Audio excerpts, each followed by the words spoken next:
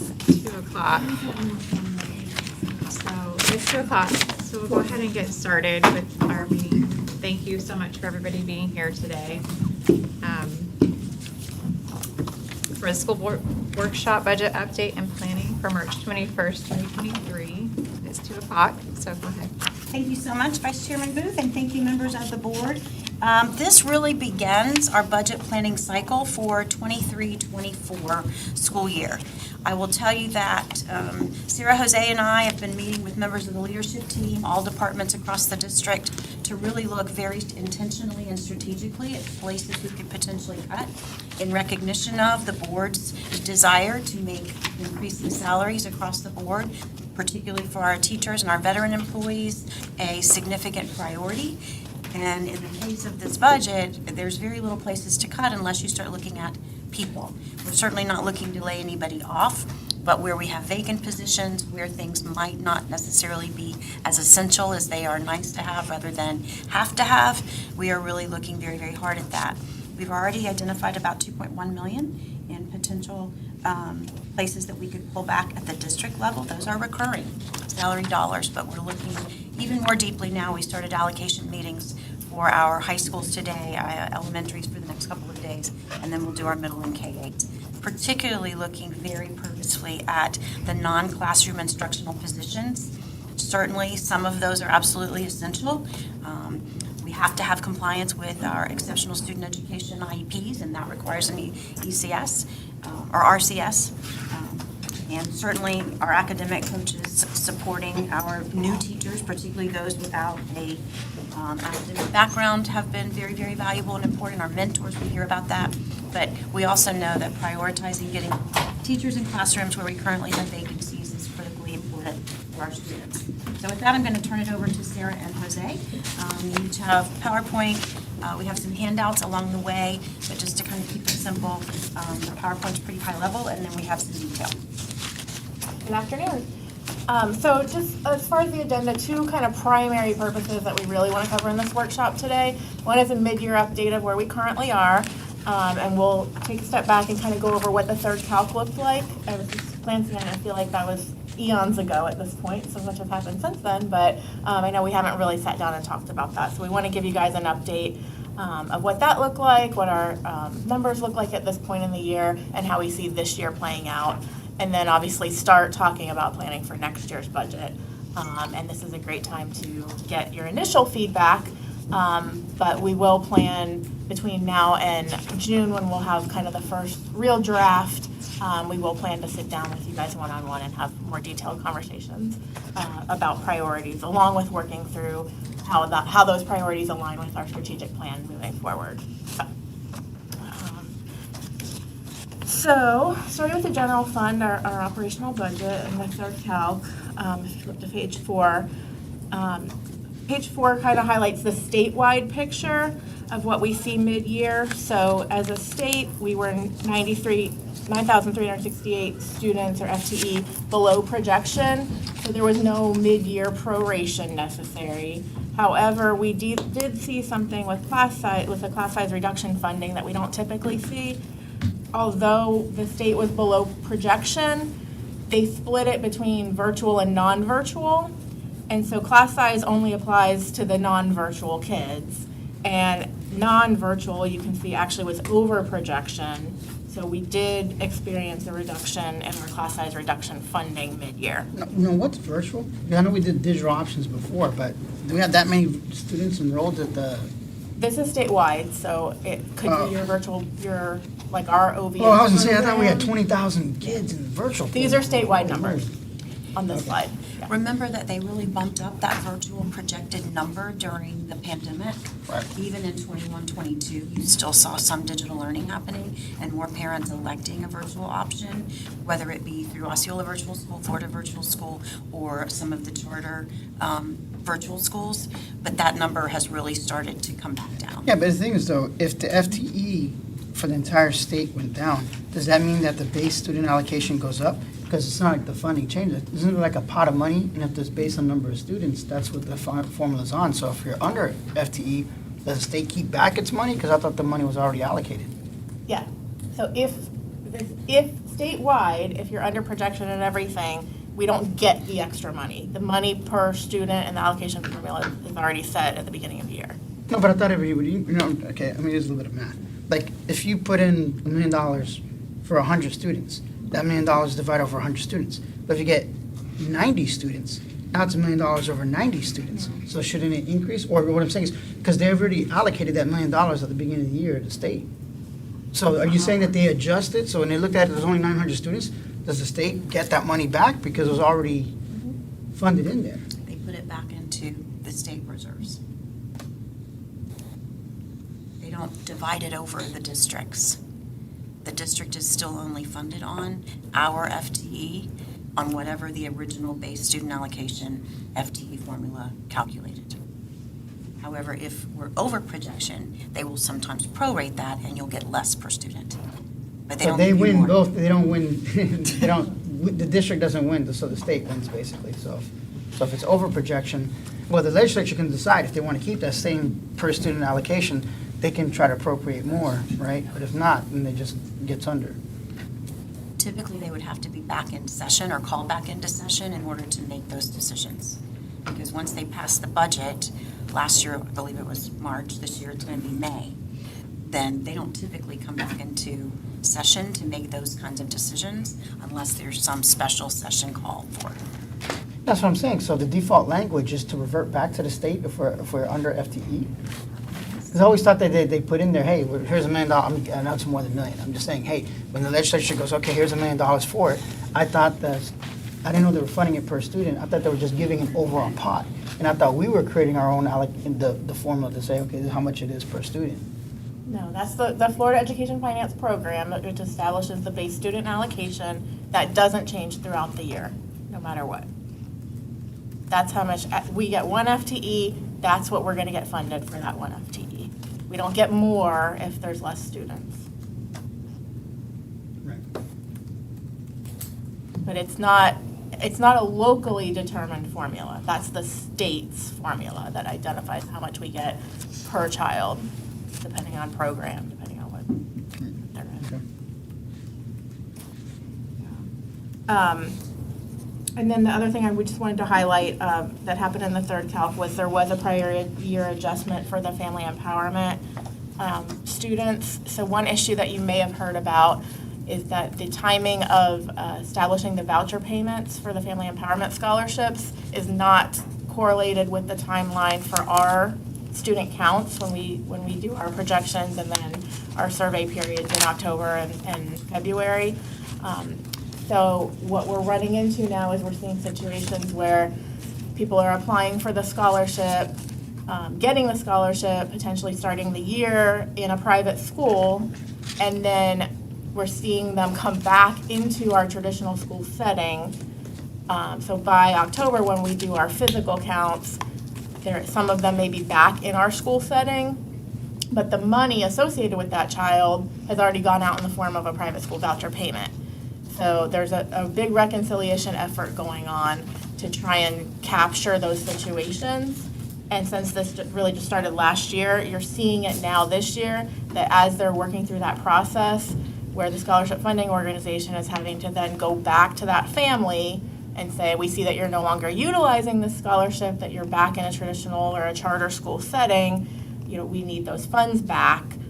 As that's happening, then those dollars are being passed back through the Department of Education back to the local school district. So that's a long process, and that's why you're seeing that right now. We're seeing money come back into our system from the situations where that happened in the prior year.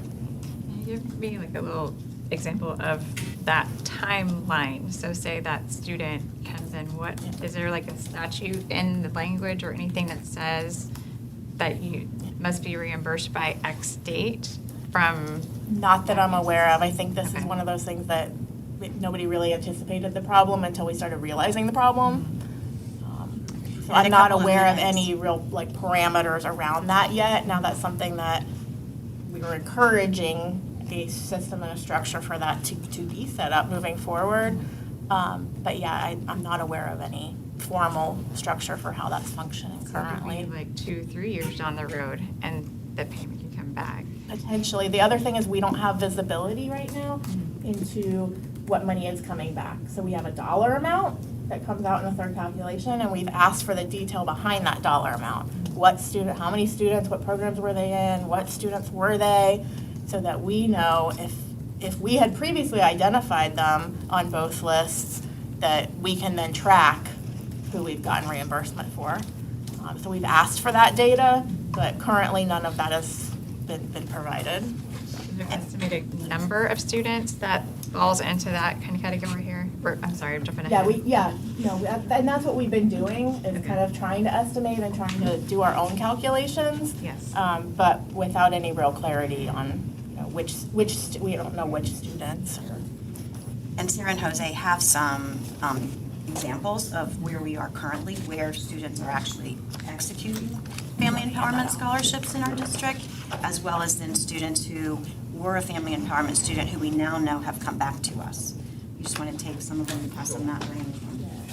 So this is the detail of our family empowerment students. Kind of small, but there's actually a lot of data on here. So this will show by private school and by grade level. The back page. Can you get one more? There's two. Give him that one. No. Yeah. And then this is the second sheet that, yeah, that shows that. Wait, I passed her off. So then this first sheet lists by grade level where students are taking advantage of scholarships right now. Oh, it's not just Osceola County, that's all I can. Well, these are Osceola County students. Oh, it decided, they can go to like another county. Correct. They can take their dollars anywhere. Some of them are enrolled, for example, in virtual cyber schools, those types of things. As you can see right now, we have 4,455 students on this particular list. I see what you're saying, so they live in Osceola County and they chose to use a scholarship at whatever participating school. These are the schools. Okay. And then this sheet outlines for you the students who were on a family empowerment scholarship but have now re-entered the district and by grade level. And the FES UA is FES, Family Empowerment Scholarship Unique Abilities. So those are actually students who are exceptional student education students, and that's the majority of them who've now come back to us, 294.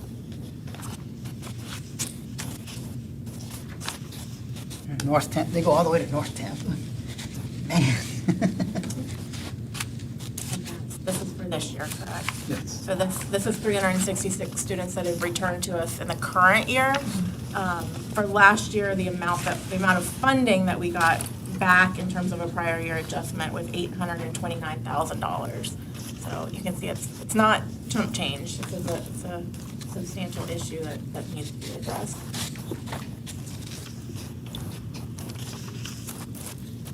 So those were some of the main highlights at the statewide level and some of the issues going on. For our district, if you flip to slide 5, you can see our numbers. So we were below projection. It was really across the board between traditional charter and our family empowerment projection.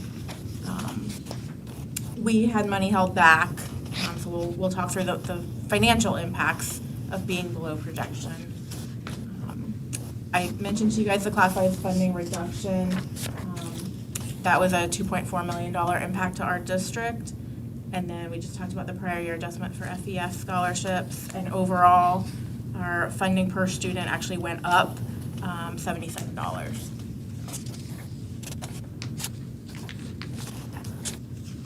The next slide shows that breakdown between traditional charter, family empowerment. And so you can see how it was kind of across the board. And you can also see the 911 undistributed that we had held back as well. So that helped offset the reduction.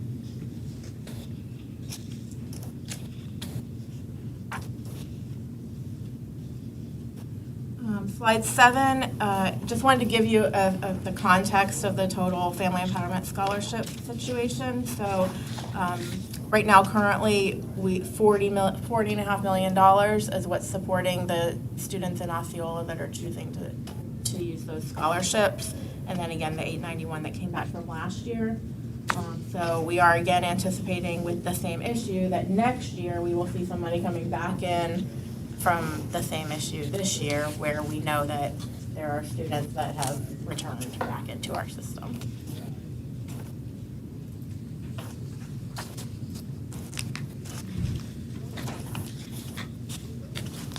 So kind of the breakdown on slide 8 of the financial impact mid-year to our district. Overall, our third calc reduction was $13.1 million. So then you really have to look at, all right, how does that break down and what does that really mean? We had, because we were anticipating more growth in the family empowerment scholarships, we actually had money that we were able to pull back from that. So instead of the 13.1 million, we're really looking at 10.7, 10.8 million that we need to now figure out how to absorb.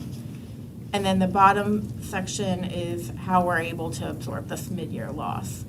So the undistributed, the 911 FTE that I mentioned, that equated to $5.5 million that we had held back and essentially not handed out teaching positions for, because we were waiting to see if those students showed up. So that money was sitting there and can now go towards this.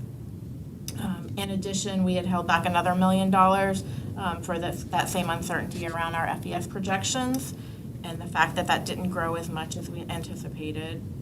And then the other thing that we do, as most of you know, is, at the beginning of the school year and then on day 20, and again mid-year, we continue to look at our staffing models and our allocations. So when we staff initially based on projection, but then if those students don't show up, or school by school, if they're less or more, we need to adjust our teaching staffing positions. So these are the financial results from those analysis. At day 20, we were able to pull back 1.1 million. Then we went through another round in October and pulled back another 1,275,000.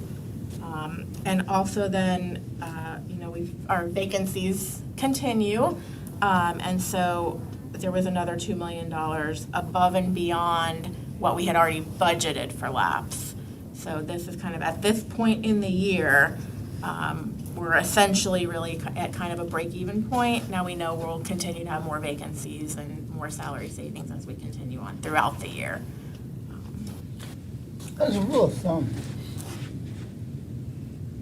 why do we budget for lapse? I would think that you would need to budget to have your full complement of teachers. Does that make sense? Like, I know there's always going to be some degree of vacancies, but like, say for instance, if the class size amendment says 20 students per classroom, yada, yada, yada, if there's 1,000 students, I'm just giving, forget high school, so they got individual classes, grades to take, but let's just say like an elementary school, for instance, where, there's, 1,000 students, 20, you can do a quick calculation and say, okay, we need 30 teachers to fill that school, shouldn't we automatically allocate 30 times whatever, $50,000 a teacher? Because I say 50 because I know the starting salary is less, but you got whatever the average is, because you got, whatever. 71 now? Yeah, the average Fully has loaded actually teacher increased from salary is 65,000 to $71,000. So whatever that average allocation is, why are we budgeting for vacancies, for lapse, when we just say, okay, that's that complement? Because at the end of the day, we should try to aggressively, fully staff those teachers. You know what I'm saying? It's like, because that money, because like I said, all of a sudden, there's a run of teachers, and all of a sudden, they just say magically, they grow out of nowhere. I'm like, yes, I want to be a teacher now. You know what I mean? That money should be there. It is. To fill those positions. So it is. So we do budget the way you're talking about allocations. That's the starting point, and we do assign all those allocations out in the budget. But then, kind of after that, we also want to be realistic about what our budget situation looks like. So we've historically, before 2-3 years ago, it was much more, your average kind of non-fill rate. And it wasn't necessarily that you had these vacancies all year long. It was as people come and go throughout the year too. You may have short periods of time where somebody's left, and for a month, you're not paying a salary until you hire the new person in. So that's something you're always going to have. So we budget for that just to be realistic. Where does that money go to? It's built into your original budget, so it's not going anywhere. It's balancing the total budget. You're planning on not spending it in the first place, but the allocation is there. If the world see, was that- but great that's- and but we that- were but that's- 100% staffed 100% of the time, Right. then we just wouldn't meet that budget. But see, that's the oxymoron is what I'm saying. If we said there's gonna be 40 teachers at Toho High School, that should be Toho High School's money. You know what I mean? It's like, that's what I'm saying. We should be fully allocating them. So at least, again, this is a board philosophy type deal. So let's say Toho can't fill all 40, they only fill 35. Well, they got that extra 70,000 times 5 teachers, they got 350,000. I would say tell that principal at Toho, man, get creative in trying to recruit people, you know what I mean? And, you know, or using that to do their substitute salaries. That money shouldn't be brought back to the district to be allocated somewhere else. You It know? is covering subs, it's covering long-term subs. So you'll see there, I mean, there's a lot of, because of the extent of the vacancy, there is a lot of additional substitutes going on. So we're Those 40 also- teachers allocated to Tohogalega I just made up a number. I No, don't I know, know I'm just before. using your numbers. Yeah. Okay, so say that 40 teachers for Tohogalega High School was based on the fact that Tohogalega High School was going to have 500 students. Right. If instead Tohogalega High School only had 400 students, if we don't pull back Yes, okay, that makes five of sense. those That's a great 30, 5 issue, of those yes. 40 units, then when we get less FTE, this net adjustment for the third calc Because on it's not really slide there. 8, right, because we're not going to get paid for the 100 students that aren't there. Yes. So I can't afford to have staff at a school where the students aren't there earning the FTE. Gotcha. And to your point too, Ms. Melinez, how often are allocations, like what's the structure of giving out the allocations per school? Is it at the beginning of the year? Is it quarterly? How does that work? As needed, if you have significant growth in certain areas, like, does that look different for each school area or is it the same? I think It's slide 9 basically- shows you some detail. Keep moving your head. No, but I like it though. We're good, Chris. You're good. For the most part, I mean, to answer your question, for the most part, yes, there are certain times of the year when we're looking Yes. at it globally. I mean, I would say in addition to that, if there's like a massive influx in a specific school, you know, obviously we have those one-off conversations. And so Right. it's not like these are the only times you can ever put a request in. So for example, some of our schools right after Christmas on the east side of town were getting 25 new students a week, and that was not an average for them. And so that's when that principal has a conversation with the assistant superintendent and says, I gotta have help here, right? And so then that's when we get with I Sarah. was and Jose. hired at after Christmas time. I graduated in December. I was hired then because they were having to reallocate and shift. They had too high of number in some grades, too low in others, and that's where that came on, so. And make decisions like the rezoning types of things that, okay, thank you. That's But the regular process is this time of year, as we mentioned, we're going through allocation meetings right now. We just started this morning. So that's all based on our projections for next year. So before day one, before we know, what students are really showing up at which schools, we do all the initial allocations based on projections. And then day 20, typically around day 20 is when we'll take the next look. Once we've had a chance to see after a few weeks of school, who's really enrolled where, then we'll do sort of the next round of let's reassess everything. And then this Oh, year. so you do three reviews a year. So we also did a little bit more in October, another month later. And then the new thing that we did this year, after January, we implemented a new process where we looked at departments. And so we did a mid-year review, not of our school staffing, but of all of our department staffing, and looked at what's really absolutely critical. And to the point Dr. Pace made earlier, we understand the objective is we want to try and find dollars within that can be reprioritized to increase teacher salaries. So we really took a hard look at, there may be a lot of great things going on out there, but what's absolutely essential, and what can we shift to use in a different way. Thank you for listening, by the way, too, because I know monthly I'm having these conversations with staff, with Dr. Pace about this issue in particular. So thank you for listening to look at that number there too, so. So you see, we were able to pull back 28 positions for a budget savings of 1.6. And in addition, we looked at non-salary items, went through and scrubbed our line items and also our discretionary budgets to see what we could pull back. And so that's the 2.1 million that we alluded to before. And that's money that we didn't spend. We didn't like take money away from somebody, right? So Correct. they Correct. just- No one's And lost a anything- job. Yeah, anything with the positions, it's vacancies or reallocating that individual into a different role. Yeah, that's less pay. Some other things we wanted to talk about, the increase in substitute costs. A couple things with Kelly Services. We moved to Kelly Services. Our fill rate has greatly increased, which is fantastic. We're able to get more people in our schools when we need them. Average fill rate is right around 88%. Last year, we hovered below 50 all year long, just about on a daily basis. They've also doubled the number of subs in the substitute pool. We had a little less than 500, and they have over 1,000 now. So, but with that comes additional increases in costs. So Sarah and Jose are working with the schools to relieve the pressures on their discretionary budgets. Yeah, so we're using substitutes a lot more, but also another big piece of this to keep in mind, and thank you, Tammy, who keeps reminding me, this is the year that we went from $11 an hour to the $15 minimum wage. So that's a huge part of the increase in the cost as well of our substitutes. The other thing she mentioned, historically, the schools have always had to fund their substitute costs unless it was a long-term sub. So we've defined long-term as over 10 days. If somebody's out on FMLA or something, the district will help the school pick up that cost. But for your regular run-of-the-mill substitutes, those are funded out of the school's discretionary budgets. And so with this massive increase in funding, we knew first semester, we started hearing there was no way that school budgets are going to be able to absorb this. So rather than just trying to throw more money at it, we've changed our structure and we've said for the current year, once they hit that kind of historic 25%, then the district will pick up the rest of it. So we don't want the schools worrying about the fact that they don't have enough money to get a substitute when they need to get a substitute. We want them to make the right decisions about how they need to staff the coverage. And moving forward for next year, we're going to go ahead and just centralize the substitute budget at the district office so that we'll really take that decision-making off of the school, and the school can just do what they need to do to hire substitutes when it's for the right reason and the right way.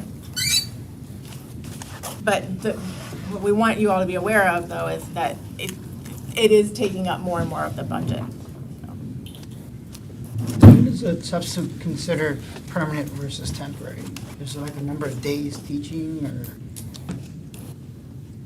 Like, when does that conversion happen? You know what I'm trying to say? Because you intended it, because they probably weren't hired to be permanent at first, right? They're probably hired to be temporary, and all of a sudden just. Hired to be temporary. At some point, the principal says, you're doing a great job. I'm able to support you with our academic coaches. We're getting quality instruction to students. The kids know you, they like you, parents are starting to get to know you. So will you commit to doing this for the rest of the semester? It doesn't mean we stop advertising for that vacancy, and that substitute is listed as out of field on the out of field report. But it does mean that basically we're not as aggressively looking for someone for that particular position. Now, do they get offered like a teaching contract at that point? Or do they If they still are stay on a certified, substitute but pay if they scale? are not certified, they still are on a substitute contract. If they are certified, we try to hire them. Yeah, we try to convert them completely. Yeah. The other thing we've seen is, and at least in my mind, I think there is a difference between so-and-so called out for the day and we need a substitute versus there's no one in that classroom and we're using somebody from Kelly Services to actually staff that classroom because it's a vacancy. So I think there's kind of two different pictures that need to be segregated when we talk about how we're using substitutes. Next one we had on. And I'm okay with that too, by the way, just letting you know, because the teachers need somebody, and I think stability is more important than anything else. I mean, it's not the ideal scenario, but I'd rather have a consistent person in there teaching the kids, getting to know them, than just being a rotating, this isn't a budget, let's just, one day it's this person, one day it's John, then one day it's Erica, and then it's Heather, like, that doesn't help the kids. I've you know? done it. I was in the media center, and during COVID, I've had to cover classes with staff out that were sick and needed coverage, and many times the media center gym, that was what we've had to do, so I've had to do it. So yes, I'm just glad we're moving in the right direction here. ESC staffing and budget implications, as you guys are well aware of the growing ESC need, but that's another area from a budget perspective we just want to bring to your awareness that is starting to eat up more and more of the general operating discretionary budget. So we have the IDEA grant, we have ESC guarantee money in the general fund, but we have always spent a little bit above and beyond that, but that continues to grow. So more and more of a percentage of our discretionary unrestricted dollars are needing to be allocated to that area. I'd like to kind of see more of a breakdown of that somehow, just to see, as we're having our discussion, we can see where the need and what is this beneficial, what we're using over here or not, like what's helping and what's not. We have had an ESC advisory group meeting. Mrs. Booth was a part of that, and we have another one tomorrow afternoon. Then we'll be looking to schedule a workshop with the board to hopefully bring forward, some of the concerns that came forward as well as some potential recommendations. But one of the things they asked to see, and Hillary's done a good job of breaking that down, is, say, an average self-contained classroom. What is the staffing requirement? What are the extra resources we're pouring into that? And what is the FTE generated by those weighted students in that classroom? And I'll have all of that to share with the committee next week or tomorrow, and we can bring it to the board when we do the workshop. I think it'll be very helpful.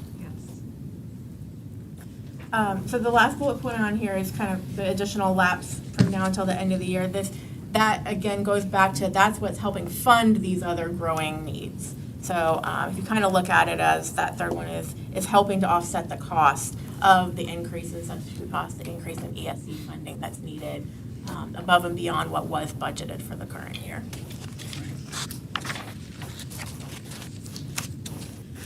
Then the next page, slide 11, is just a snapshot of our long-range forecast. This is in the original budget that you guys approved in September. And just as a reminder, we kind of have that last column on there where our plan for the year was an operating surplus of $800,000. You can see the breakdown between what's restricted and unassigned. And based on everything else that we just talked about, this is still the plan. So as we've made changes throughout the year, none of the budget amendments and none of the other changes have affected the bottom line. So we're adding or reducing revenue and offsetting expenditures in the same manner without any impact on where we think we'll end the year.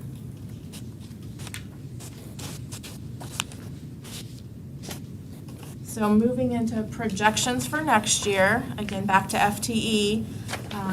You can see here with the breakdown by category that we're projecting to grow by 2,600 FTE, which is about a 3.5% increase. And this is the projection that we work in coordination with DOE. We run our models, they run their models, and this is the projection that we've agreed to move forward with for next year.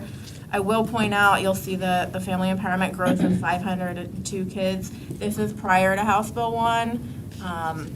With everything that's going on with voucher expansion, none of the projections for next year, when FTE was set statewide, none of that was taken into consideration because they're only allowed to base their projections off of current law.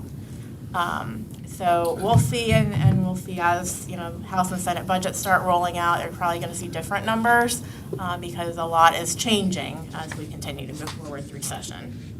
And the House did release its first run for the budget yesterday, not the FVFP, but their conforming bill.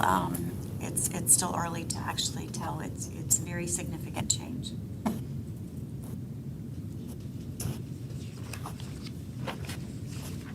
Next slide, 13. You guys have seen this a million times, just the graph of our historic growth in FTE. And again, the numbers are at the bottom. So you can kind of see the percentage by year and then the projection for 3.5 going forward next year.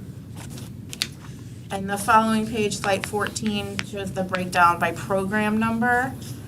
A couple things just to highlight on here. You can kind of see obviously we're growing across the board, but growth in ESE,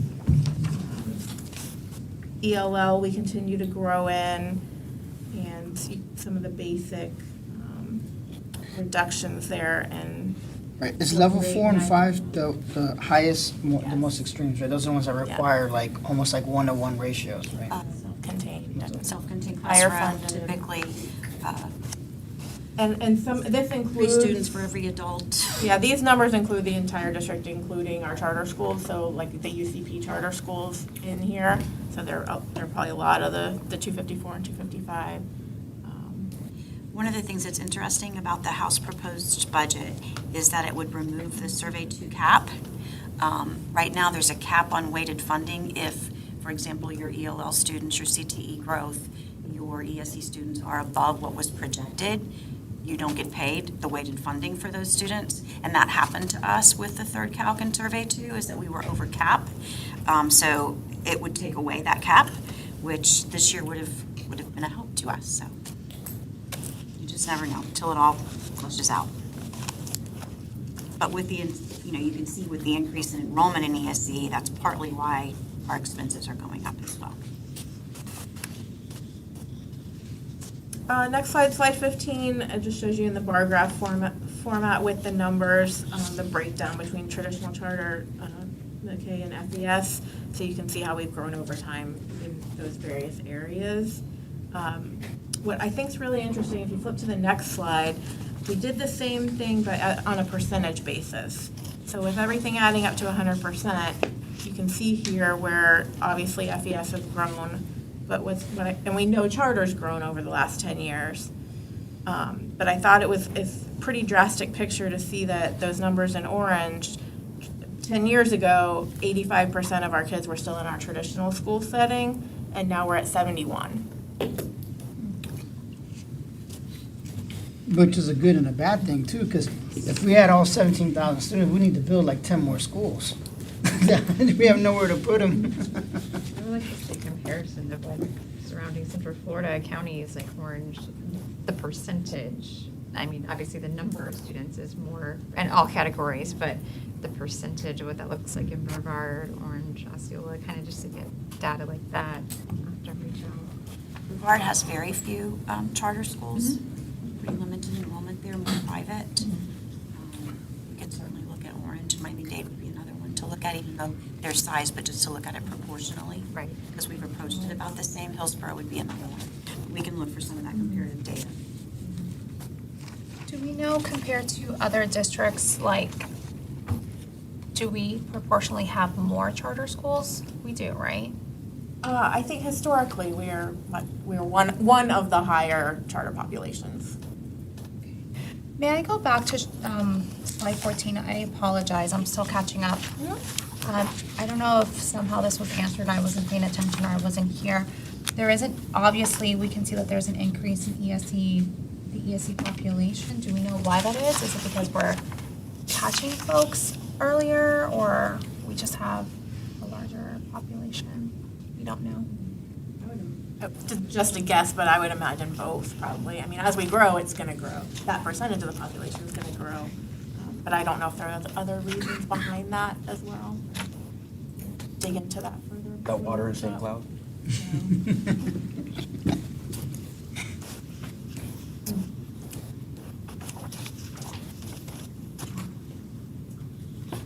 So jumping to slide 17.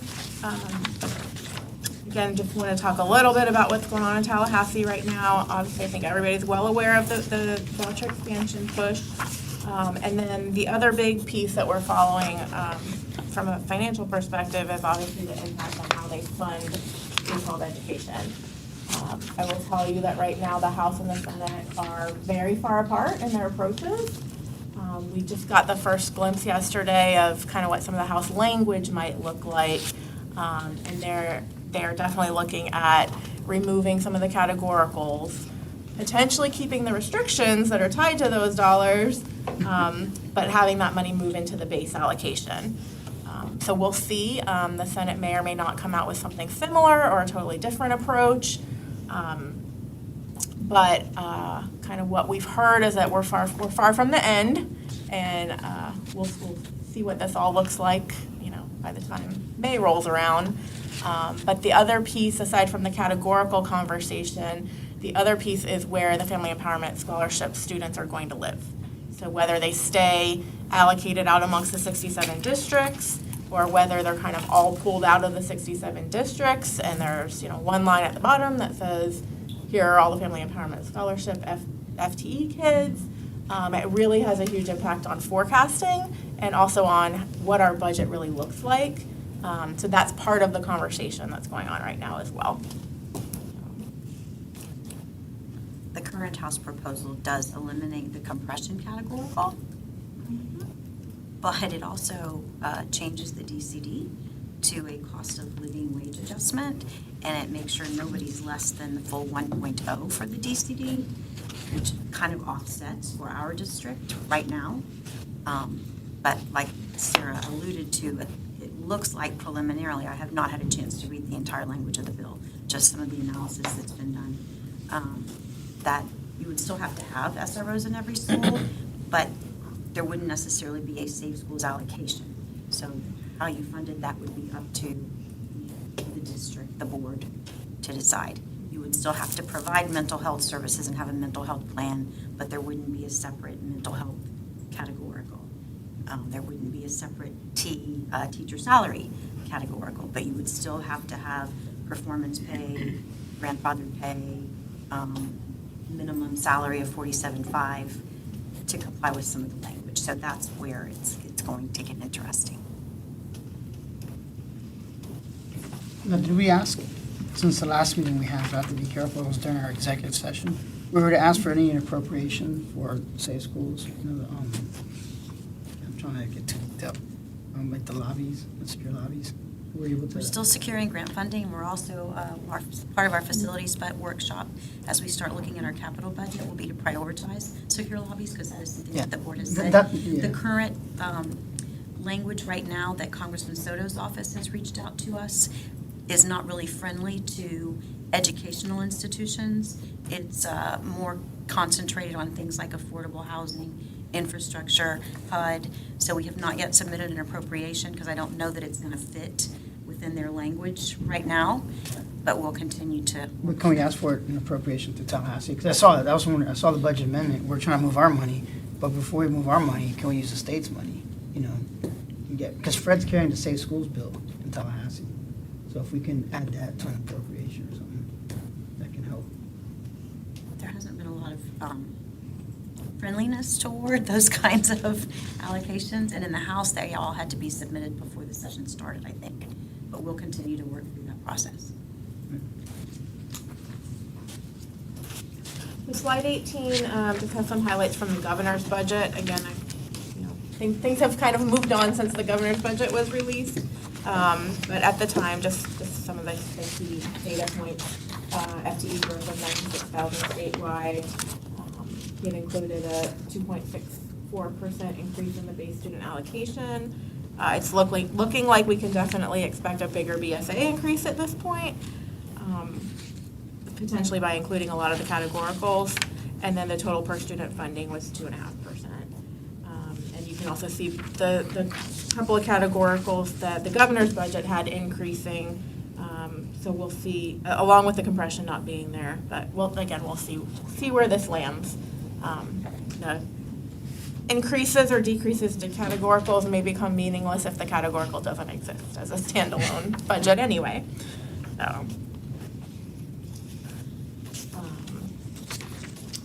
So this next slide is several things that we just kind of wanted to talk about and start getting you thinking about and getting your input on.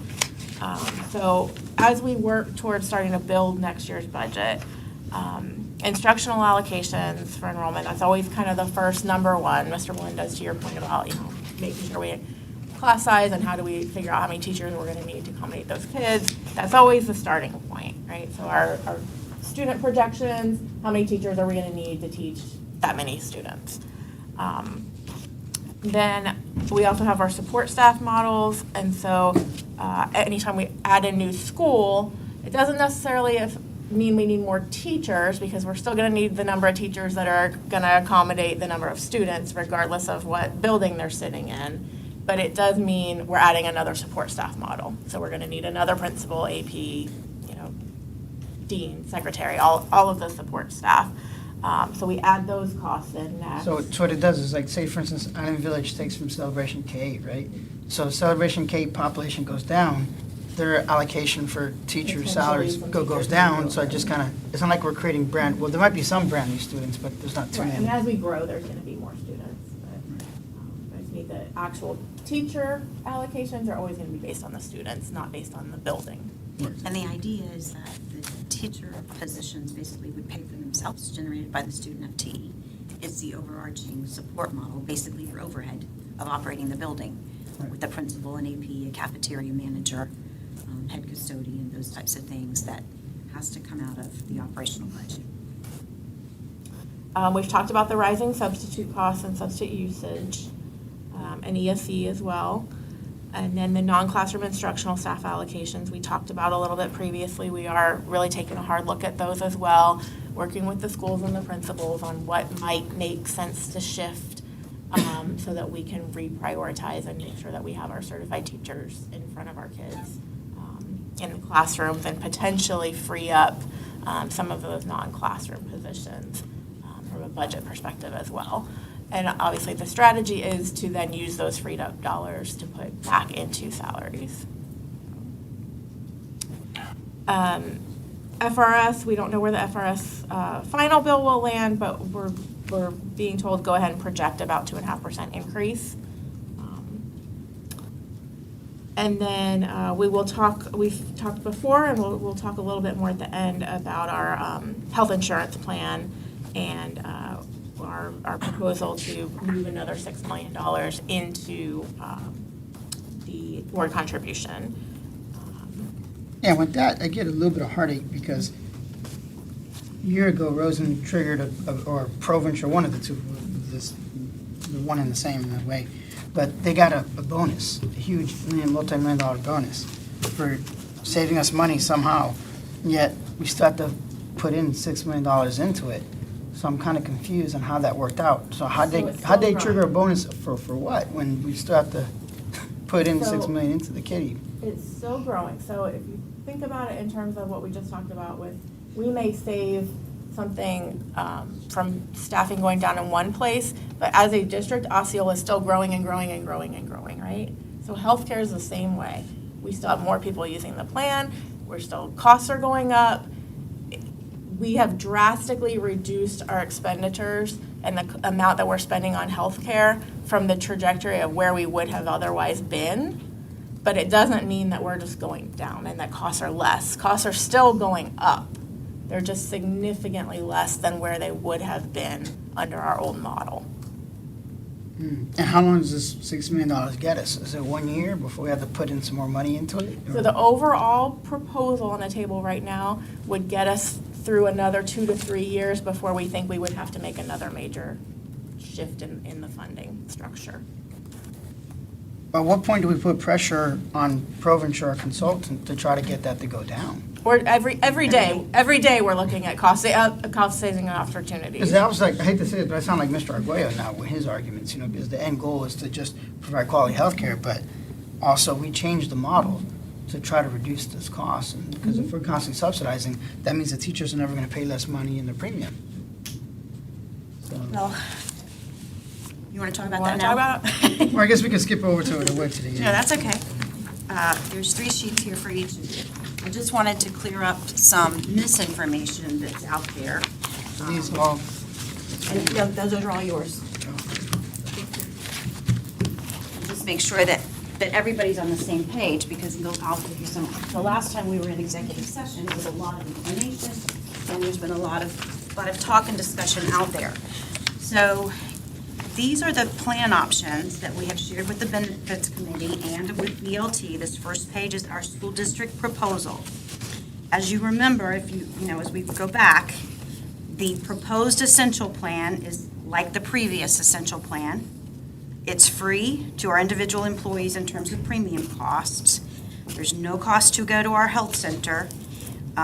It does have a deductible and co-insurance at Tier 3 as opposed to a copay. The buy-up plan, the proposed Advantage plan, has slightly less deductibles and payments per visit.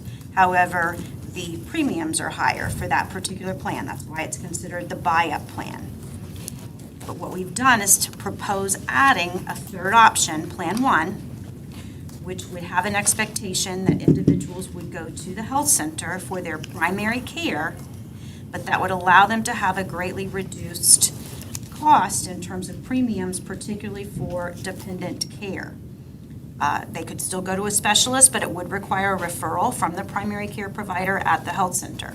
And Rosencare has assured us that they have the capacity now in order to meet those needs. They have a provider now who likes pediatric care. So we felt like this was in response to what we've heard from employees about it costs too much to provide insurance for my family or my dependents. This would provide them a basic option, but it's very much like, what are those plans called? I mean, like a managed care plan, kind of a thing that you even could have seen in the BUCA with, which has a more restricted network, but provides cost at a lower center. The rumor is out there that the district is making everybody pay more in premiums. The second page is what the proposal actually is for premiums.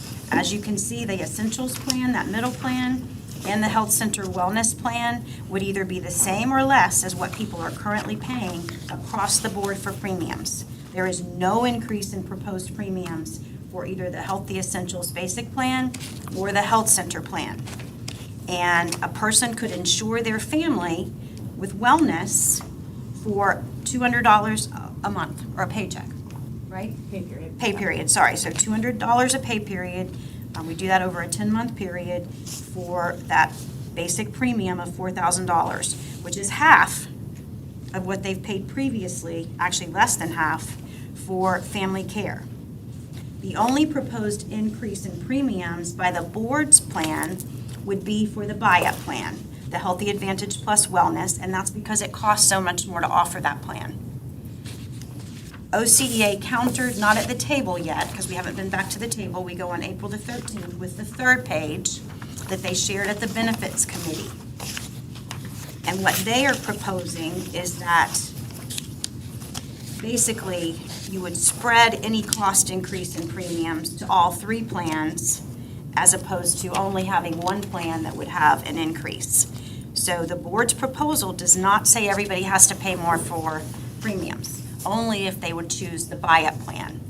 OCEA would spread that over the three plans. And so people would pay more, for example, for the Healthy Center Wellness Plan. Instead of paying $452, they're saying they would pay $500. So I just wanted to make sure that that information is out there. This is public record. You may keep it. We're not bargaining here. But I think it's important that we start to get more accurate information in the hands of our people in terms of what the proposals actually are. And just as a reminder, Mr. Boyd uploads every document from bargaining, the minutes, any papers that are exchanged to the district website under his government and labor relations site for anybody and everybody to be able to view. It's just almost immediately after the meetings. So right now, there's only 2 plans offered then, right? Correct. And do we know how many people enrolled in each one? Is there like significantly more in the Advantage, or is only like 10% of it in the Advantage? Or? If I'm not mistaken, the majority of people are in the More in essential the plan. essential plan. And then a smaller number of people that choose the buy-up plan. Because the essential plan, remember, is free.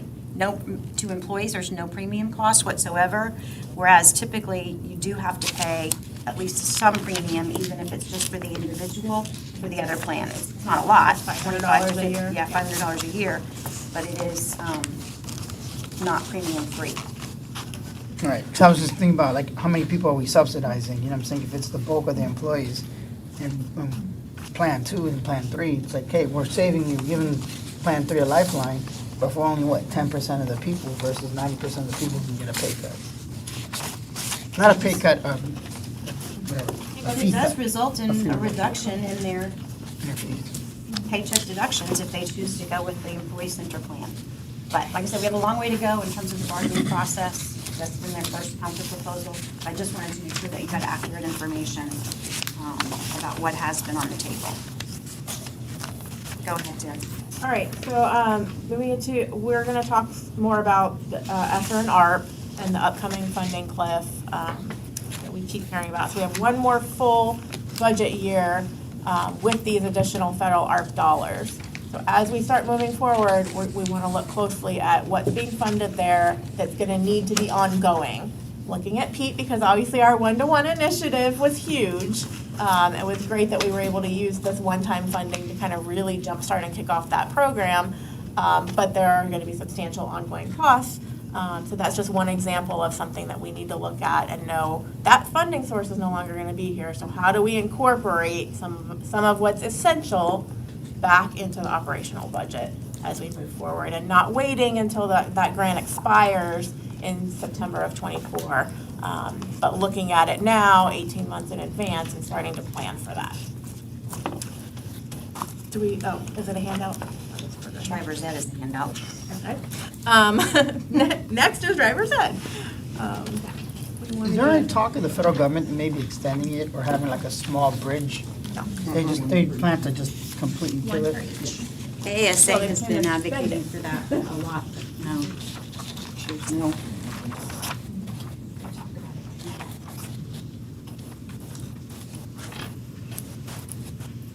This is where we're actually now really starting to seek your input, board members, because these are policy considerations in terms of how we decide to budget our dollars.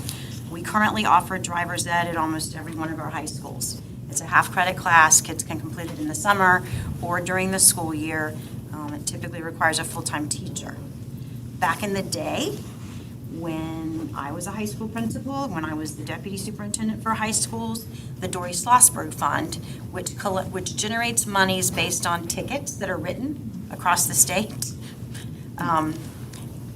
would pay for the driver's ed teachers and typically for the driver's ed cars. We rent them, we don't buy them, but it's gas and upkeep and all those types of things for the cars that are used. And it's a service to our families and in the community. It could be considered a safety initiative. I know I made my kids take driver's ed. Not that it did all of them a lot of good, but we tried. However. Something we probably all have in common. Just a little side note, I'll never forget, the baseball coach came to me after my daughter's first day, and he says, now, I'm going to keep doing this, but she's going to need a lot more practice. I was like, oh, thanks, coach. So since 2018, you can see that our Dory Schlossberg funds have not covered our driver's ed program, either the salaries for the program, non-salary is like our car maintenance expenditures, those types of things. We had to buy a car or two in 2019 because they were wearing out, but you can see the last couple of years we've just been able to maintain them in transportation. But another piece that's paid for, or was paid for out of the Dory Schlossberg Fund is the Sheriff's Department Teen Driver Program that they offer in the summer. We reimburse the Sheriff's Office for their expenses for that particular program. And I wasn't aware until Sarah and Jose brought it to my attention that cost has gone up significantly. I did ask Major Weiss to get some numbers on how many people are completing the program. And is it because of that, more students, I don't know. or just the cost? I don't have any data. Is that in conjunction with driver's ed, or is that like a summer program they just kind of do on their own? That's a summer I'm trying to program figure they out do how- on their own. And so they take them over to. I've heard it's great, so that's my. I've heard it's a that's great my question program. too. Is are they just marketing it so well, and like I've heard from parents said your kids need to do it, so are just more kids. They actually put them on the doing it. driver's range over at OTEC, behind the Criminal Justice Academy, and they do all kinds of like speed drills and things like that to really defensive driving. defensive driving. Yeah. They even simulate what drunk driving is like, so that they get that feel for how not together someone is when they've been drinking as a deterrent factor. So it is about improving safety for families and drivers. But is this something that we want to continue to offer? There are a lot of fee-for-service driver's ed programs. There's some virtual driver's ed programs that are available out there. We have some great driver's ed teachers that have been doing it for a long time, but that is something that I need to know. Is No. this something that the board wants to invest $500,000 in, basically a year? Or would you like for us to look at some other Yeah, options? but if the driver's ed, that's not is it a full-time class? Does it have that many classes? Can't they just be a teacher like for something else? Like a coach? I guess we hire a couple full-time coaches, but most coaches are like history teachers or something like that, and they coach. Why does it have to be a full-time driver's ed teacher? Why A lot can't of it times be- the driver's ed teacher is a coach after hours, but they teach driver's ed all day.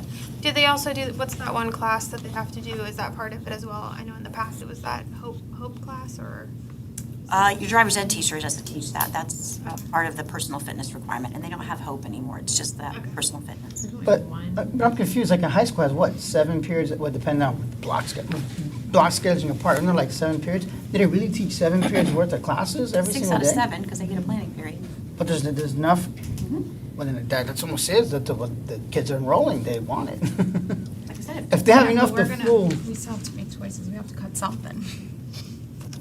Can't we consolidate the program? I mean, considering what they're doing, maybe, because it's just, I mean, I can't imagine, I don't know how many students are involved, but for $500,000, like, it can't be that many, actually, right? So then maybe there would be some cost savings in just consolidating these programs, have some kind of central location type of situation. You shuttle all the kids over, I mean, I don't know, something. I think, one of the things that the board could do is to say we're going to have 3 sites that offer summer driver's ed. That's what I was just gonna ask, is there an option for Right. summer, it being a summer thing only? Particularly this summer, when we've got art money that has to be spent this summer, and not necessarily leave that driver's ed allocation full-time at the school. Those are the types of things that we need board direction on, because to me, I think you could do something like that, especially if you did one east, central, and west, make it available to kids. You could potentially offer a program in June and July, so you could serve 50 to 100 kids during the course of the summer. you're allowed to charge like $100 program fee or something like that, or we have to be like completely tuition fee free, you know what I mean? We Like- aren't allowed to require to charge tuition as a public. No, I wouldn't call it tuition, I'll call it a fee, like $100 technology fee or No. gas fee or Can't something. charge lab fees, those types of things. The only thing that they'll sometimes do is charge rental for like band equipment, extracurricular, co-curricular activities. So how many instructors are we looking at, like overall in the district, you know? It's one at every comprehensive high school. Liberty didn't have one today, but most folks have one at every comprehensive high school. And are those teachers that could then be reallocated to a vacant position teaching something else? Depending on subject area, certification. Again, we're not looking to necessarily move people out of the organization. This week's vacancy list has 160 instructional vacancies. Most of those are covered with either a full-time How sub long- or some other way at the school. They're not just, kids aren't just sitting in the gym, not getting instruction. And we're continuing to advertise, but really, most likely not going to fill those positions between now and the end of the school year on a short-term contract basis. But we are already advertising and offering positions for the coming school year and having some good success there. And we've already done recruiting on the international front so that those teachers can be on board at the beginning of the year this year with the board's approval. How many there's what, 8 or 9 comprehensive high schools? 10? 10? So let's say, for instance, and that's 10 full-time teachers, right? So let's say you had like the 4 in the summer, right? Like you said, you reallocated them to something else, right? And you have 4 in the summer, now it's a full-time class, right, at each one of them. Now you could probably pay them as a supplement, because if they're a full-time teacher teaching something else, and now in the summertime, you don't have to pay them the full salary. They would get their hourly rate for summer school, just like they do if they Yeah. were teaching Algebra 1. What I'm saying is, but the overall allocation would be less, because Way if they're less. teaching the full year is what, at least 48,000 a year, for instance, right? We ain't paying a teacher at one school 48,000 just to teach in the summer. You know what I'm saying? If we paid them, like, say, a supplement, say 5,000 per in the summer, then they just teach that full-time class. You know, now you don't have to, instead of it 1 hour a day for the whole semester, now it's like a 5-hour day or 6-hour day. of nothing Contractually, but. we couldn't make it a supplement. We would provide them their daily rate. Can you estimate what that might look like, Jose? In their summer school day, like. And I'm trying to 5 say hours? 4 because Poinciana's its own world, man. So like, you have like Poinciana, you have like maybe one on the west side, like in Celebration, then maybe one in the middle, like at Gateway, and one like in St. Cloud or Harmony or something. Is it 10 days or 15 days? 15. So I think it's something to explore, you know what I'm saying? That way you do a full-time summer program. So it'd probably be right around $3,000 a spot. Yeah, and there's your salaries. It goes 3,000 times 4 is 12,000 versus 500,000. Well, then that would, the Dory Salzburg funds would pay for what it's Yeah. intended to pay for, without having to supplement from. And if by vehicles, not just the salaries, it would cover everything else. And it could potentially still support the teen driver program. I will provide And we don't get rid of data to that driver's ed teacher. That driver's ed teacher, see if they're certified to teach something else and absorb them into the classroom. So is that something you would like for us to pursue in the master schedules? I'm seeing head nods. Yeah, and getting more information about that teen driver Yes, program. yes, ma'am. Okay. Back over to you. Okay. Last on slide 19 was just recurring salary increases. Again, we keep reiterating that we know that's the goal of all of the savings that we're able to generate through these. So good job. I think you guys just saved 10 teacher allocations. What else do you got?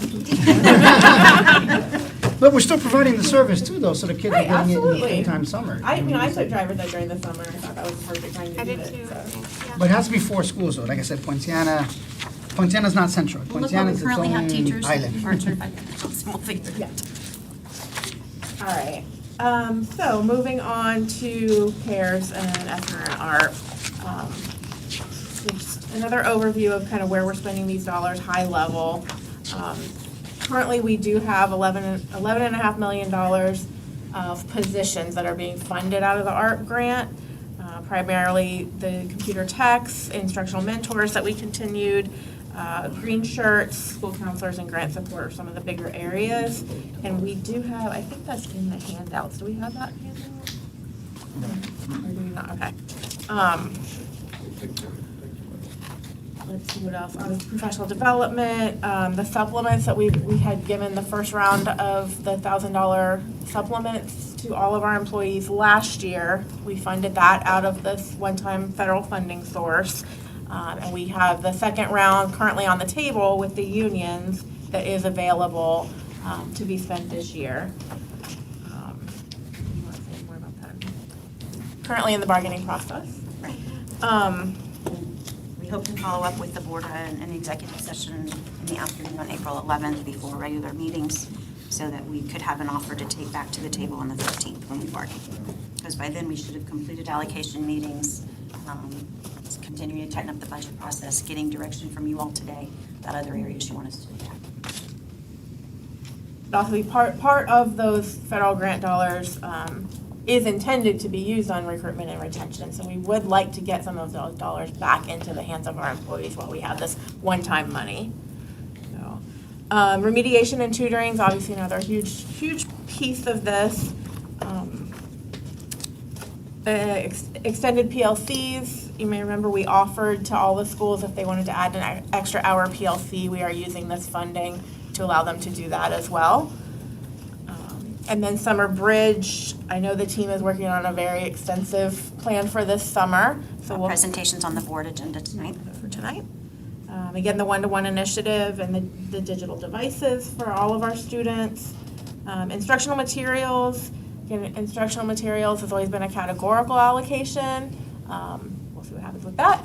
But it's never enough. So especially with multiple adoptions in the same year, we're using the ARP dollars to help fund some of these larger instructional materials adoptions while we have that money available. So this is how we adopted our ELA materials 3 years ago, math 2 years ago. We did pause this year on social studies because the state's review process is ongoing and we want to make sure we don't get ahead of what they're doing in that sensitive area. So while we're using these federal dollars, we're also setting aside and saving the categorical instructional materials dollars. So that once this money goes away, we'll then be able to go back and use that money over the next few years for the next adoption. And then other curriculum programs that have been added to help with student achievement while we have these additional opportunities. So all of this, we're continuing to review, look at what do we want to sustain, what's going to need to go away after next year or potentially sooner. Can I, go ahead. Oh, sure. Yeah, go ahead. Okay, thank you. May I ask with regards to the salaries, can we have the breakdown of what each category is funded at? So green shirts are X of 11.5. You mean the total dollar amount? And then also, I wonder specifically for grant support, when you say grant support, what does that mean? Are they writing grants? This was actually an additional accountant one? To help with the reporting that's required for ARP and ESSER. Oh, well. Okay. So I would appreciate knowing what each position is taken out of the 11.5 million. And one of the things that we're looking at this year is with the Title I run forward, are there positions that used to be funded out of Title I that we moved to ARP in order to save some dollars somewhere else? Do they need to come back into Title I if we think they need to sustain them? And we'll include that information as well. That's exactly where I was gonna go. Not just Title I, but anything else. Right. Because we took advantage of, legal, ethically. The ARP says we're allowed to use it, but where were they funded before? Right. You know what I mean? It's like, what would we, hopefully, we didn't create a bunch of positions that we knew was gonna die out. That, There was we should have some- been just some savings, you know what I mean? There was So- some intentional growth. For example, we expanded the green shirt team Right. because we wanted to be able to expand our support of one-to-one implementation in the schools with side-by-side coaching for teachers, with the understanding that that would start to sunset, and we are already pulling some of that back. Several of the green shirts right now went into classrooms starting in January in order to provide direct instruction to class.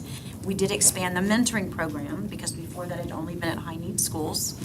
We've had some success with that, but we've made sure that all of those positions are generating an FTE half the day. So they're half-time teaching, half-time mentoring in most cases, but that's something that we expanded. But is that something that we're going to be able to sustain?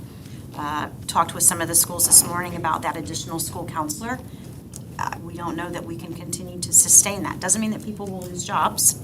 It just means that we may have to shift them into other positions that we have vacant as opposed to continuing to add. Like, one of the concerns off that is, since we are a one-to-one device now, you can't convert all the green shirts or the computer techs into the classroom, because then who's gonna be your tech support? Well, you know what? We had a great discussion yesterday because I pulled a team together and I asked an elementary, middle, and high school principal to be a part of the discussion and seek feedback from their peers about what they thought. And they said, why don't we have our Green Shirt Academies this summer focus on developing the technology skills of our media specialists so that they can help support tech implementation in the schools on a sustainable basis, which makes sense because with the current culture and climate around media centers and books and the careful scrutiny there, I don't think we can recommend cutting media specialists from all of our schools, but can we maximize their impact by training them up this summer and building their skills using our green shirt cadre? How does that affect them when it comes to the testing? Because in the past, they were testing coordinators, but because of all of this, we didn't have them as testing coordinators, right? What will Right, there this be a past shift year, there again? This is one of the things that we talked about with the team yesterday. We did do, with the direction of the board, a full-time testing coordinator at the elementary and middle schools as well as the high schools. Basically, what the elementary and middle school principal feedback was, they think maybe they could have a half-time testing coordinator at elementary and middle, so then that person could potentially be a half-time testing coordinator, half-time mentor. So it still would not ask the media specialist to take on that responsibility, if instead we're asking them to help provide tech support, but it would save some of those positions in operational dollars that could be spent on a recurring basis on increasing salaries. Does that make sense? At the high schools, they are testing all the time because of the EOC retakes that are ongoing, the SAT, ACT school days that are ongoing. So we won't touch as them. well as the progress monitoring. I don't see how we can, and do the job as well as we have to. You want to leave it at the discretion of each principal to let them know what they can do, or do you want to describe it or prescribe it from the district and say, no, this is what you're going to do with the green shirts? We have been doing a little bit of both today in our allocation meetings. Can I speak out for the K-8 models, because you have elementary testing, and I've done it. I've actually done it in the K-8, and then you've got middle school, which is two separate things, and the middle school testing overlaps. It's the same. I'm sorry, I have to say, it's a different beast to do K-8 because you're combining two different school models together. Thank you for speaking up for that. It's been in the back of my mind, so I haven't told Jose to cut them yet. And that's where we're increasing also, is all of our new builds whenever it is really beside arcades. So that is important to keep. Yes. And again, that was my only concern. I mean, it'd be nice to absorb as many as there are teachers, but since we have one-to-one, you know, I mean, I don't know, I haven't seen like the support. I mean, we have like troubles, what do you call it? The tickets, what do you call those, trouble tickets? I mean, yeah, are we tracking to see how many of those are and stuff like that, and how many cases the green shirts are doing? Because if they observe it, then how far behind are we in fixing things? The purpose of the green shirts is to more support implementation and instruction using the technology tools. We have school-based techs who work out of Mr. Thorne's office who actually fix the computers. Now, that doesn't mean that a green shirt doesn't fix a device if he's Okay, working with the teacher in the classroom and something's not working, but that's not their primary role. They aren't answering help desk tickets to fix a device. They're helping the teacher implement the device. They do support software, though. Right. So if there's software challenges, they do help with that and so on. So there can be tickets for that. So that does occur. But the green shirts really are building culture at the schools for the one-to-one process and initiative itself for that use. So that's what's going on. is it possible then, and this is just me just asking, I have no clue, you know what I mean? Is it then, can they, because I guess now that we are one-to-one, a lot of people are learning how to use a computer, how to take attendance and things like that. Is it possible then to have like a green shirt to support like a couple of schools instead of it like a 1-to-1 ratio? Or Currently, the or instead of way- 3-to-1, we can change the ratio maybe? And that's kind of one of the things that we're looking at right now, according to Mr. Clark at our meeting yesterday, with the ones that he currently has out in schools providing instruction, they're still able to provide support at every school 1 day a week.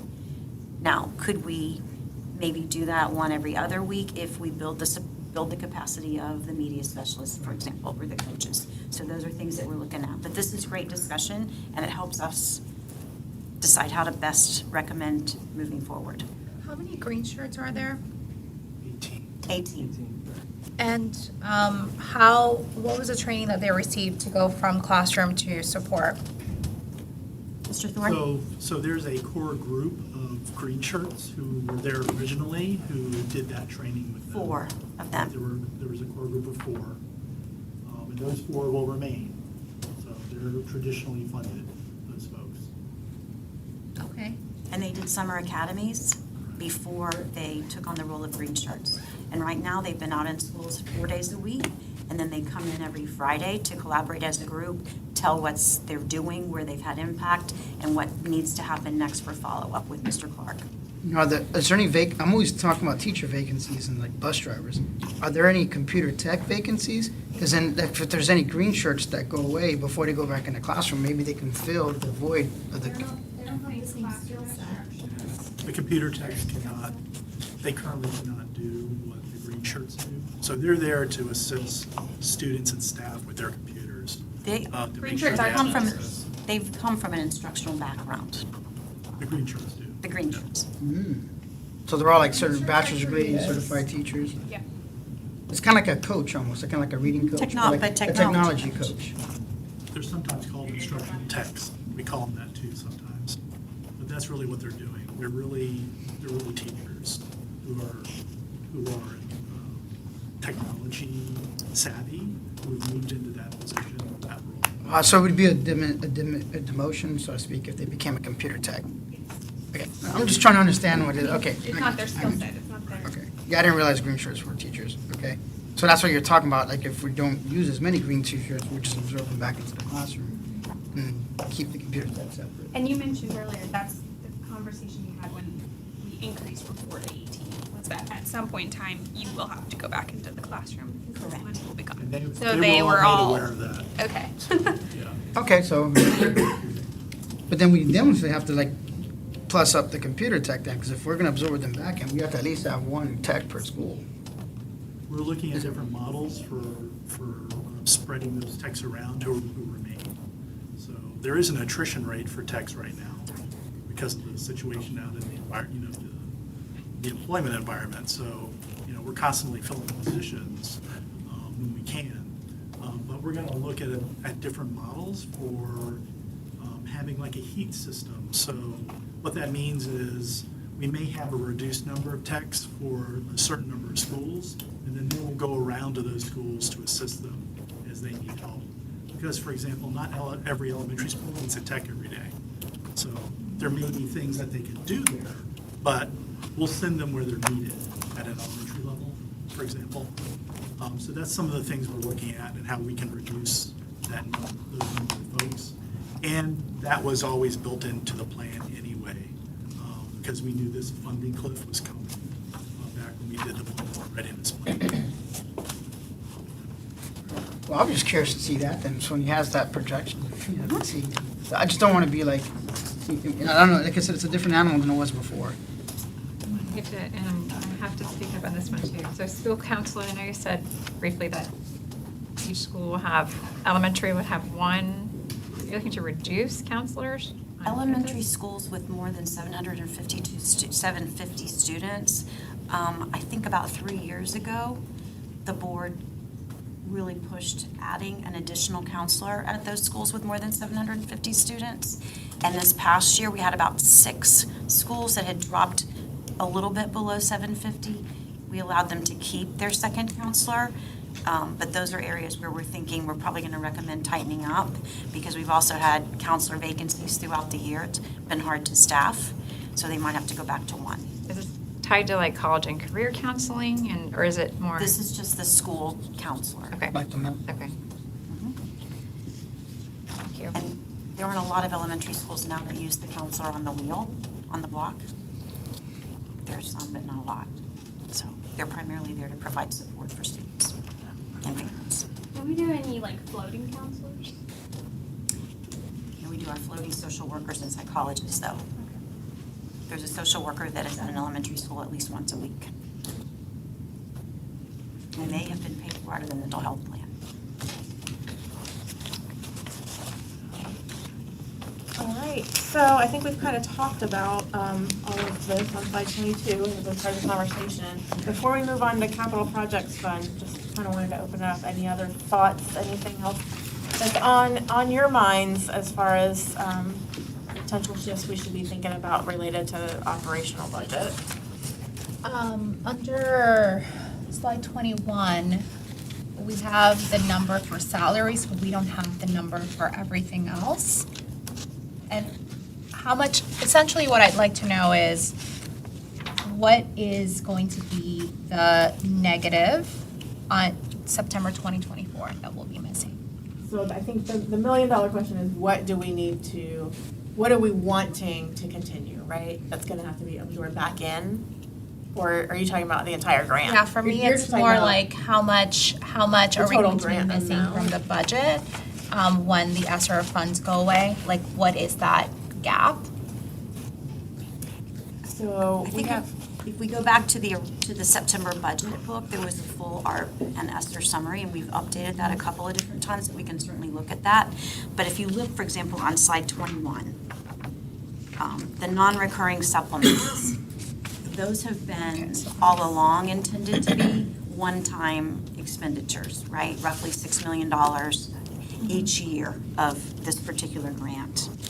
Remediation and tutoring.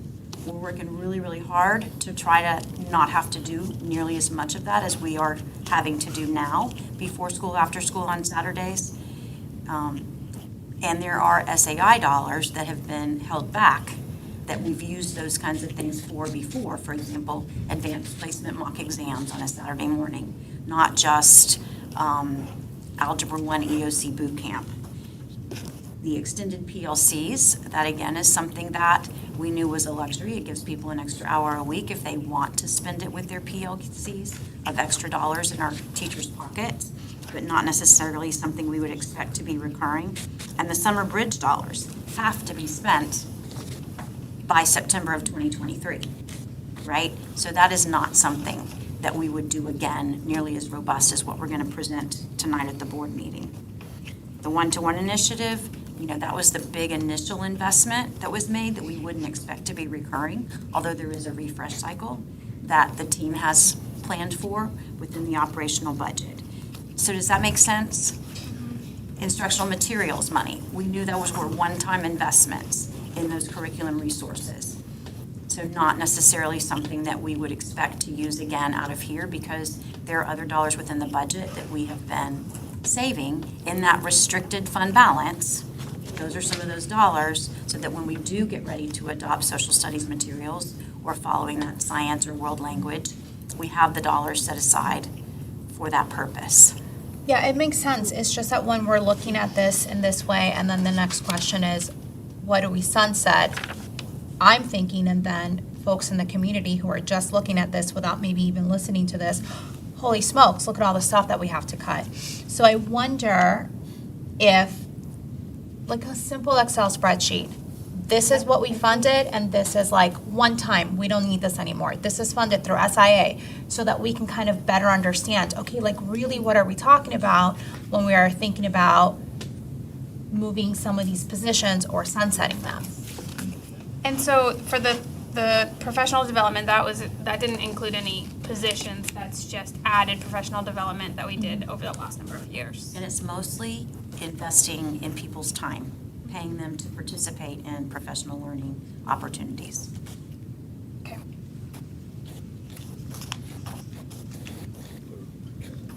Now, how much savings do we, well, I don't know if you quantify that, but I remember we did a lot of that to train the trainers, so to speak, and so we spent a lot of money to developing that. Then, what, again, that's what I'm saying, I don't know how much you quantify it, because you paid them to do it, but now we don't have to use the vendor anymore. Now we have our own in-house knowledge or in-house staff to be able to continue some of those professional development stuff. But it's not really quantifiable, right? Because we pay for it and it just goes away and we just don't keep maintaining it anymore. But we still have the service though, correct? Right. For example, our work that our mentor teachers are doing for professional learning. We now have 4 certified in-house trainers.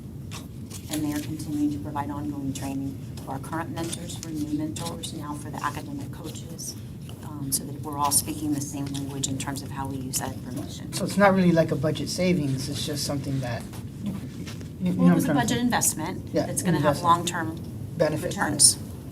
But Is what- but it's not a cut, so to speak. You know what I'm saying? 'Cause I'm trying to think of, okay, if we gotta save, say, $3 million is the target, what do we cut? That's not something we cut because it's something that we've received, you know what I mean? So- Right.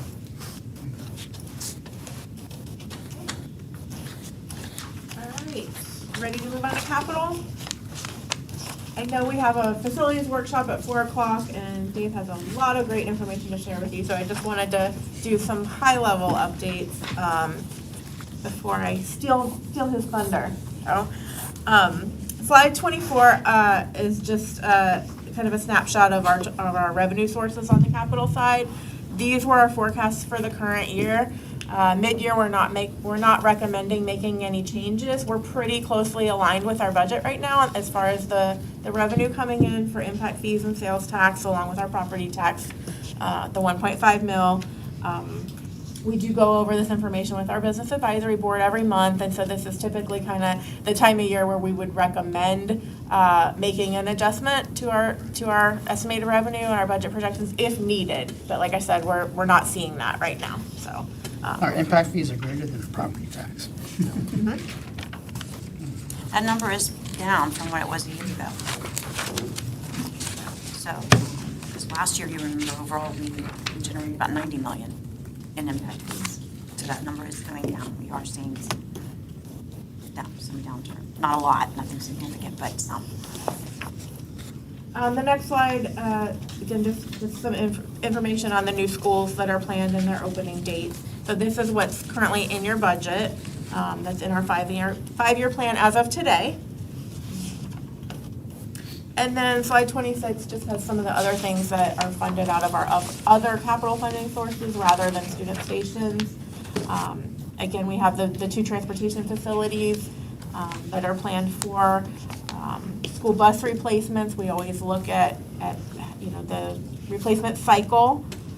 White Fleet, we've put some more money into the last few years, and I think we're still trying to continue to wrap our hands around a true plan for our White Fleet and how much we need to be funding on an annual basis in that area. Technology infrastructure and student computers, again, a huge animal now that we're 1-to-1, and figuring out that ongoing funding model. So we don't have St. Cloud High School and Neo City expansions on here as a, We do. I think we've put the new full comprehensive schools. Yes, And Dave's- those are both in the plan.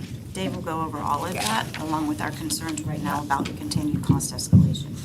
there's some things that we're gonna need your input on as we move forward, and so that's why I didn't wanna bring up a full updated plan today. As soon as we have the conversations and get input, then we'll start working on updating the comprehensive 5-year plan.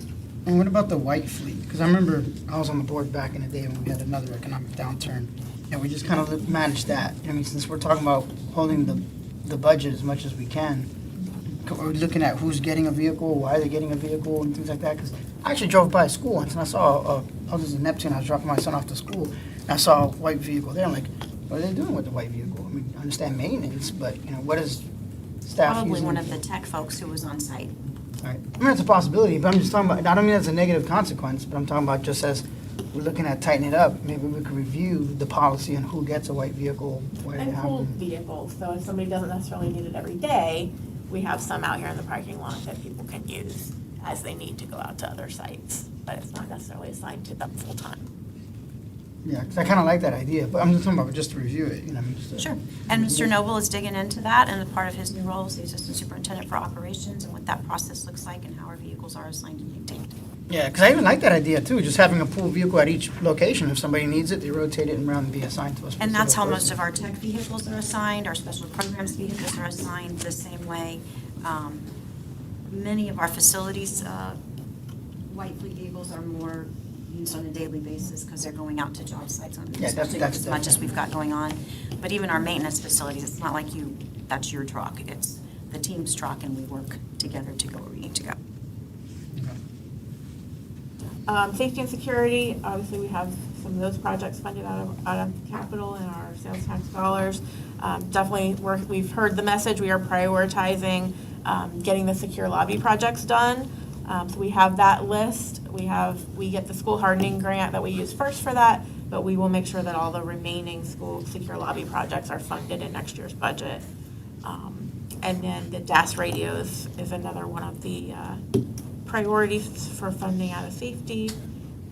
Athletics, we allocate a certain amount of our capital dollars to all of the athletic programs. And we wanted to use the sales tax also as we have needs to enhance our athletic facilities. But following our workshop this afternoon on facilities and some more information that we're seeking from the board, Dave is pulling together safety and security, technology, and our maintenance team, as well as the facilities team, to look overall, what are our district needs in terms of deferred maintenance, safety, technology, and new construction and renovations, so that we can decide not just what is our limited capacity, but what do we need to get done this year, next year, and the following year. Then we'll be able to bring to you a proposed budget for that, and then decide how we're going to get it done. And last on here was the enterprise resource planning system. So obviously that's in our strategic plan now, multi-year plan, major undertaking, but we have budgeted $5 million a year for 5 years in the capital plan. Remind me what this is again? That's our overall ERP system, So For finance, finance, HR, HR. purchasing, maintenance. the software. This is Got it, software. yeah. Thank you. And Mr. Thorne, you indicated that you were getting pretty close on having a draft RFP for that process, because we know that's been a priority. The RFP to do the, and to help write the RFP for the actual system. So yes, that statement of work will be ready very soon. All right. Moving on to slide 27, I just wanted to make you aware, both the House and the Senate do have bills moving forward to readdress shifting some of our 1.5 millage to the charter schools. You may remember back in, I think it was 2017-18, they changed the law to indicate that we would share that 1.5 millage if the state didn't fund it out of the PICO dollars. And now, for the last several years, it has been funded by the state, so we haven't had to allocate any. But that conversation is now coming back to the forefront. The House and the Senate proposals right now are slightly different. One has it being offset by any state funding, the other doesn't. So total impact to our budget that we need to keep in mind right now, our available capital revenues could go down by, I'd say, over $10 million. These numbers are actually a little low. Over the next 5 years, it grows from about $10 million to $20 million a year. And there's a whole formula behind that based on how much debt we had back in 2017 when that law was first implemented. And then it's a proportionate share of students. So just something on the capital side, when we talk about capital revenue that's available, that we need to keep in mind that we may have that much less available moving forward. So we need to buffer for about 20 million less a year. Yes. And then, like I said, that was all I really wanted to share about capital right now. We'll talk more. And then we have a snapshot of the budget timeline in here for you guys again. So the highlighted lines are really where the board gets involved. March 21st, our first budget planning session. And then June 27th is our next workshop, when we'll have the first draft of the whole general and capital funds. Obviously, a lot of work to do between now and then, and we'll be in communication with all of you as we work through Typically try to do individual meetings with board members between now and then, especially between the end of the legislative session and preparing for that the 1st of June. Yeah, I think there'll be a lot more to talk about once we see where the state budget really lands. But in the meantime, the team and the staff will continue to work through the budget building process. We already got line items out early this year, so everybody's working through those. We'll be, scrubbing those much more scrupulously as well. But I think hopefully you're getting the message that we are trying to look at everything and figure out, what truly are our priorities moving forward to stay in alignment with the strategic plan initiatives and the ultimate goal of being able to increase our salaries. Any other thoughts? Go for it. I just want to really say, maybe it's available to me, I can't speak on everyone, but I just know that I pretty much talk to you weekly on what we can do, where we can go, where are we, what can I do as a board member on the school board to help advocate for our district and our employees, so just thank you. I appreciate it. And I'm all ears, so I don't claim to have the answers, so any and all input, I am very interested. Anything else? We will take the follow-up information that you asked for and give information back to the board as a whole.